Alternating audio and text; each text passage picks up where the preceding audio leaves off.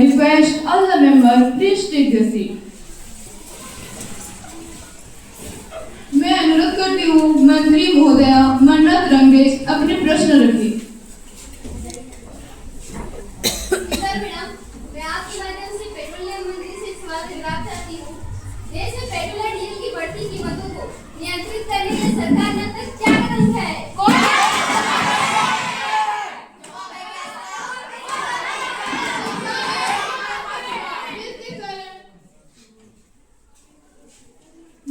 Petroleum मंत्री इसका उत्तर रखिए। मैडम स्पीकर, मैं आपके माध्यम से मंत्री जी का उत्तर रखना चाहती हूँ। देश में पेट्रोल और डीजल की बढ़ती कीमतों को नियंत्रित करने के लिए केंद्र सरकार समय समय पर एक्साइज ड्यूटी और वेट में कटौती कर आम जनता को राहत देते हैं।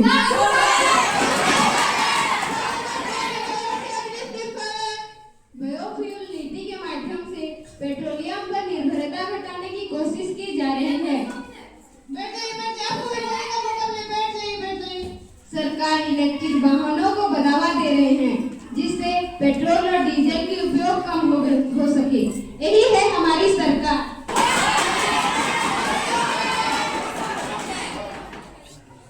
मैं अनुरोध करूंगी मंत्री महोदया आयशा में अपने प्रश्न रखें।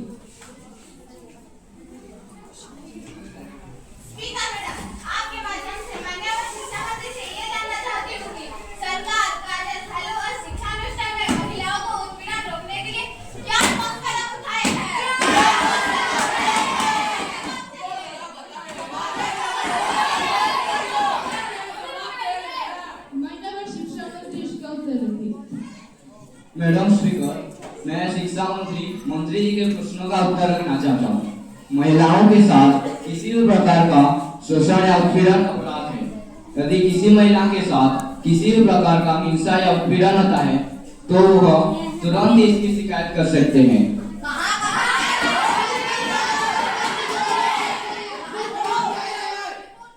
इसके लिए महिला हेल्पलाइन नंबर 181 पर कॉल करें। साथ ही हर संस्था में एक आंतरिक शिकायत समिति का गठन किया गया है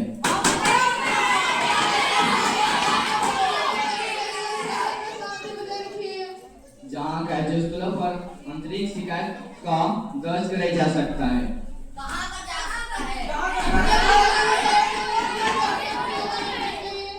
हर महिलाओं को अपने अधिकार के प्रति सचेत रहना चाहिए।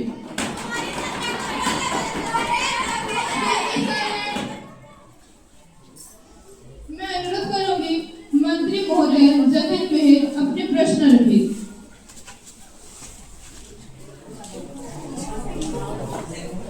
स्पीकर मैडम के माध्यम से माननीय रक्षा मंत्री से यह जानना चाहता हूँ कि विभिन्न विभागों एवं संस्थानों में कुछ व्यक्तियां दलाल लोगों से नौकरी दिलाने की बहाने रिश्वत वसूल रहे हैं। ऐसे भ्रष्टाचार को रोकने के लिए आपकी सरकार क्या क्या कदम उठा रही है?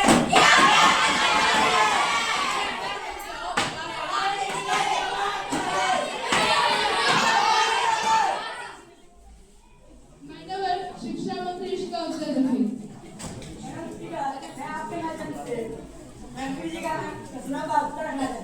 सरकार इस प्रकार शिकायतों को गंभीरता से ले रही है।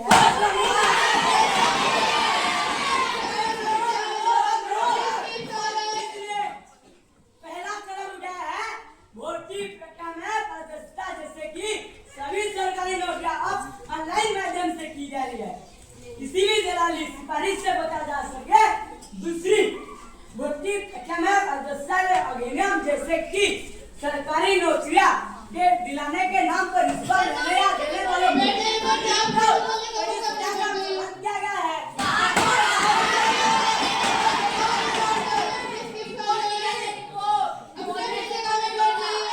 तीसरी जांच एजेंसी की कार्रवाई, जैसे कि ऐसे मामले में सीबीआई, एससीबीआई और राज्य पुलिस के द्वारा जांच कर दोषियों पर मुकदमा चलाया जाता है।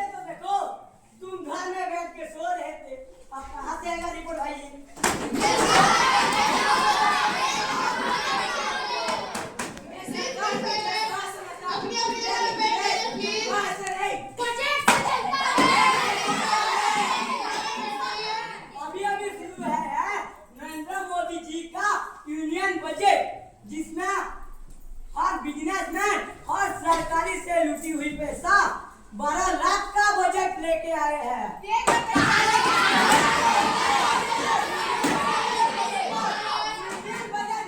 आप कहाँ सो रहे थे? आप कहाँ सो रहे थे?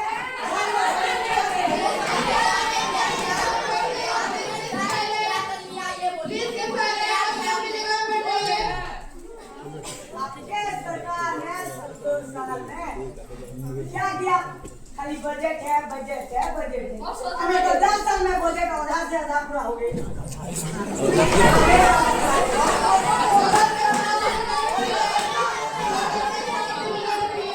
सरकार होते तो एक हिंदुस्तानी को घुसा को वो भारत की महिला पाकिस्तान में घुस कर हमारे साथ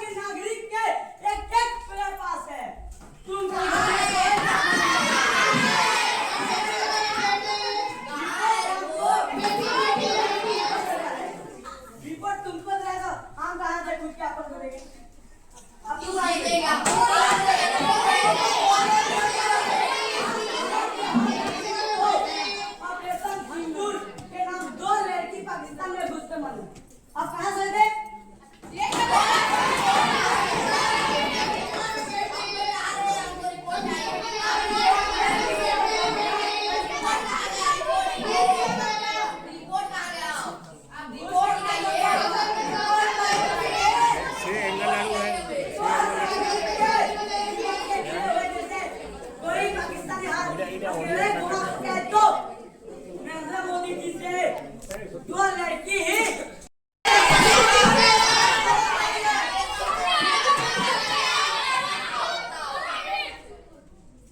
मैं अनुरोध करती हूँ मंत्री महोदया विदेश जी अपने प्रश्न रखे।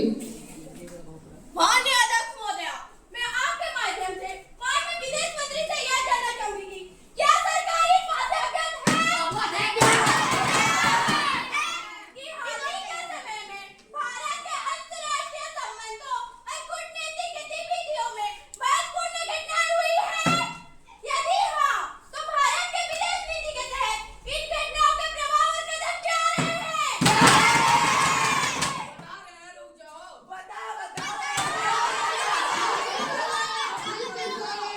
यही बैठी है, कुछ नहीं जा रहे हैं। बताओ बताओ बताओ सरकार ने भारतीय नागरिकों और हितों की सुरक्षा सुनिश्चित करने के लिए कौन से विशेष उपाय किए हैं या प्रस्तावित किए हैं?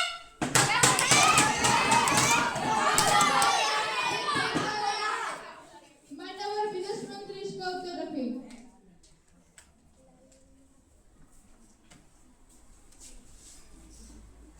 मैडम स्पीकर, मैं विदेश मंत्री इस प्रश्न का उत्तर रखना चाहती हूँ। जी हाँ श्रीमान, सरकार आपके इस बात से पूरी तरह से अवगत है कि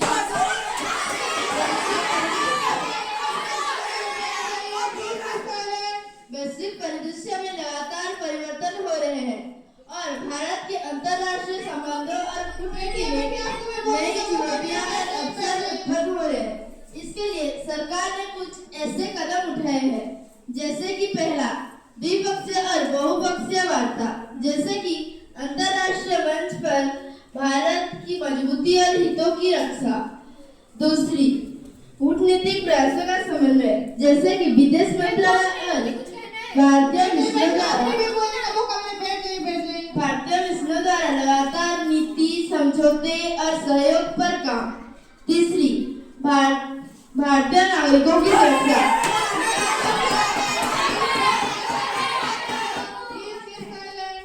जैसे कि विदेश में फंसे भारतीय नागरिकों के लिए विशेष सहायता और निकासी कार्यक्रम।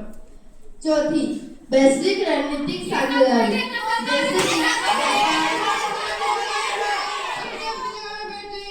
जैसे कि व्यापार, निवेश, रक्षा और विज्ञान से अंतर्राष्ट्रीय सहयोग को बढ़ावा देना। सरकार लगातार भारत की वैश्विक प्रतिष्ठा और हितों की सुरक्षा के लिए सक्रिय कार्यरत है। ये है हमारा सरकार।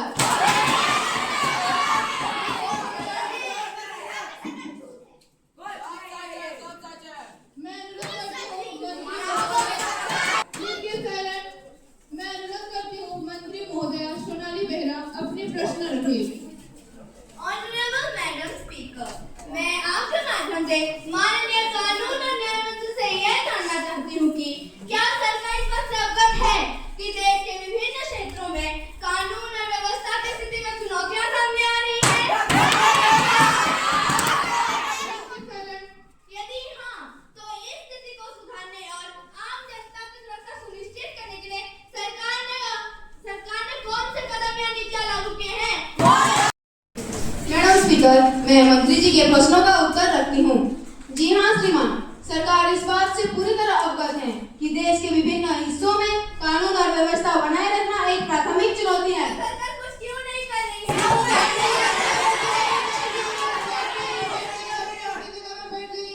सरकार ने इस दिशा में अनेक कदम उठाए हैं।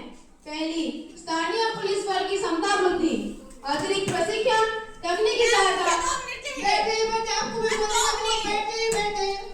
और आधुनिक उपकरण प्रदान करना। दूसरी, स्मार्ट पुलिसिंग तकनीक का उपयोग, जैसे कि सीसीटीवी नेटवर्क, मोबाइल पेट्रोलिंग और आपातकालीन कॉल सेंटर के माध्यम से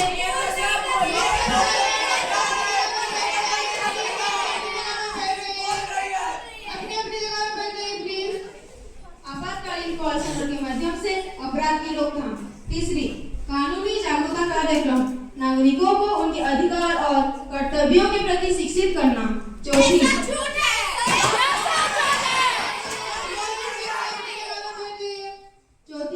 विशेष कानून प्रवर्तन योजनाएं, संवेदनशील क्षेत्रों में सुरक्षा बढ़ाने के लिए विशेष टास्क फोर्स और निगरानी अभियान। पांचवी, राज्य और केंद्र के बीच समन्वय, कानून व्यवस्था को प्रभावी बनाने के लिए संयुक्त रणनीति और त्वरित प्रतिक्रिया तंत्र विकसित करना। ऐसे ही हमारे सरकार लगातार सुरक्षा सुनिश्चित करने और कानून व्यवस्था को मजबूत बनाने के लिए प्रयासरत हैं। यही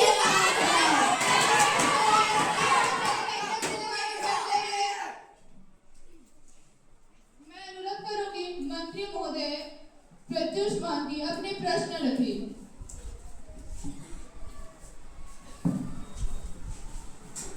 माननीय अध्यक्ष महोदया, मैं आपके माध्यम से माननीय वित्त मंत्री से यह जानना चाहता हूँ कि क्या सरकार सोने और चांदी की हाल ही में वृद्धि से अवगत है? यदि हाँ, तो इस वृद्धि के लिए कौन कौन से कारक जिम्मेदार हैं? और कीमती धातुओं की कीमतों को स्थिर रखने और उपभोक्ताओं एवं निवेशकों की सुरक्षा के लिए कौन कौन से कदम उठाए जा रहे हैं प्रस्तावित हैं? हमें जवाब चाहिए।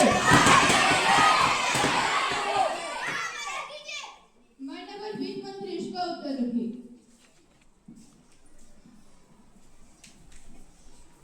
ऑनरेबल मैडम स्पीकर, मैं वित्त मंत्री आपके माध्यम से मंत्री जी का उत्तर रखना चाहती हूँ। तो जी हाँ श्रीमान, सरकार सोने और चांदी की कीमतों में हाल ही में हुई वृद्धि से अवगत है।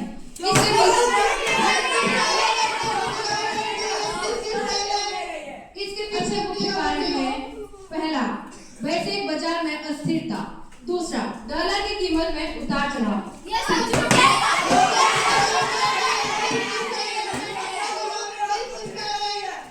तीसरा, निवेशकों द्वारा सेफ हेवन के रूप में कीमती धातुओं का मांग में वृद्धि।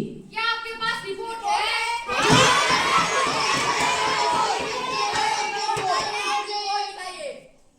सरकार कीमती धातुओं की सुरक्षा एवं निवेशकों और उपभोक्ताओं की सुरक्षा हेतु कुछ कदम उठा रही है,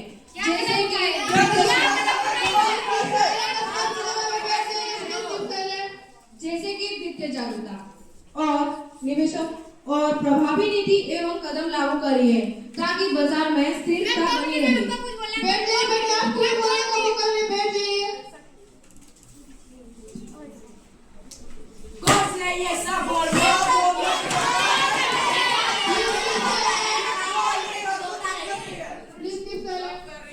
कुछ नहीं कर रही है।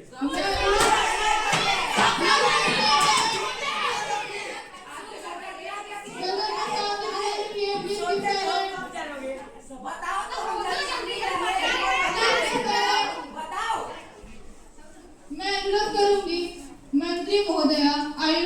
चुनौतियां अपने प्रश्न रखें। माननीय अध्यक्ष महोदय, मैं आपके माध्यम से क्रीड़ा मंत्री से इस प्रश्न का उत्तर देना चाहती हूँ। ग्रामीण क्षेत्रों में खेल प्रतिभाओं की पहचान और प्रोत्साहन के लिए सरकार कौन से कार्यक्रम चला रही है? इसका हमको जवाब चाहिए। जवाब दीजिएगा, जवाब है तो माननीय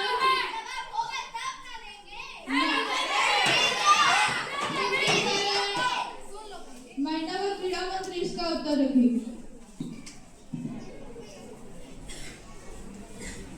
मैडम स्पीकर, मैं मंत्री जी का प्रश्नों का उत्तर रखना चाहता हूँ।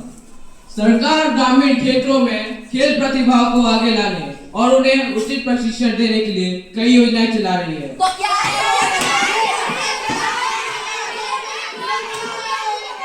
प्रमुख योजना इस प्रकार है।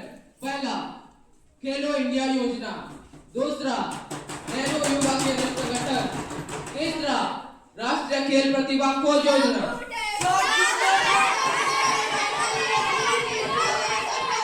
चौथा, खेल अकादमी और प्रशिक्षण केंद्र की स्थापना। पांचवी, फिट इंडिया मूवमेंट और योगा डे से पहले।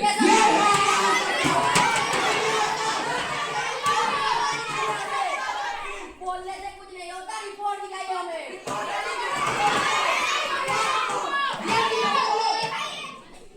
दिखाइए।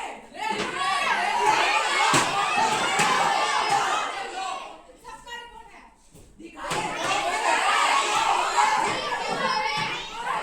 रिपोर्ट चाहिए, आप दिखाइए ना रिपोर्ट। Please keep silent. आप कहाँ भागे जा रहे हैं? यही तो है मेरी रिपोर्ट। झूठी सरकार। मैं अनुरोध करती हूँ मंत्री महोदय अर्पिता साहू अपने प्रश्न रखें। माननीय अध्यक्ष महोदय, मैं आपके माध्यम से माननीय सड़क परिवहन एवं राजमार्ग मंत्री से इस प्रश्न का उत्तर जानना चाहती हूँ। ओडिशा के लिए विशेष पैकेज में कितने परियोजनाएं शामिल की गई है? और उन सभी परियोजनाओं की वर्तमान स्थिति क्या है? अब तक इसके अंतर्गत कितनी राशि व्यय की गई है? हमें जानकारी चाहिए। दो जल्दी जवाब।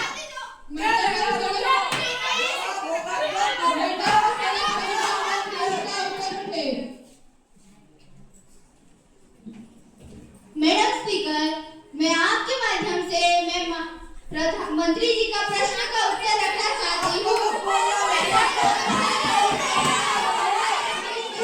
सरकार ने प्रधानमंत्री फेकर्स ओडिशा 2025 को 18 अगस्त 2015 को अनुमोदित और घोषित किया था, जिसमें ओडिशा में 2775.1 किलोमीटर राष्ट्रीय राजमार्ग विकास तथा 12 रोड ओवरब्रिज के निर्माण का प्रबंधन शामिल था।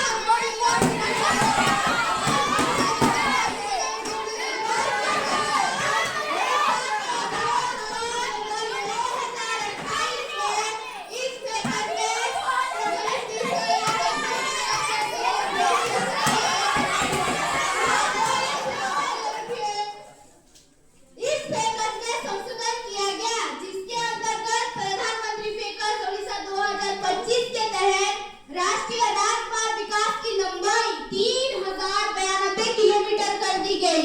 प्रधानमंत्री फेकर्स ओडिशा